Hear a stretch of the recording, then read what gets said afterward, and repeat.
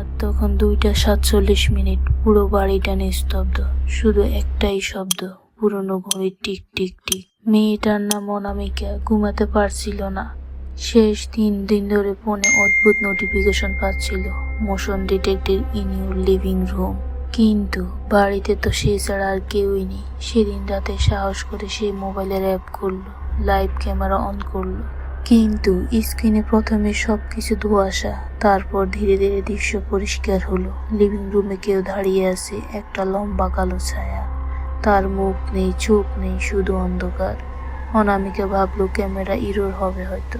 সে তখন উঠে লিভিং রুমে গেল, কিন্তু ঘরে ঢুকতেই মনে হলো হাওয়া ঠান্ডা, খুব ঠান্ডা, ঠিক যেন কেউ তার পাশে দিয়ে হাঁটছিল। ঘর খালি, কেউ নেই। সে ভয় পেয়ে ক্যামেরা আবার দেখলো। এবার দেখা গেল ছায়াটি ঠিক তার পিছনে দাঁড়িয়ে আছে। মেয়েটা ভয়ে জমে গেল। ধীরে ধীরে সে মোবাইলটা নামিয়ে পিছনে তাকালো। পিছনে কিছুই নেই। 1 সেকেন্ড পর মোবাইলে আবারও নোটিফিকেশন এলো, মোশন ডিটেক্টেড বিহাইন্ড ইউ।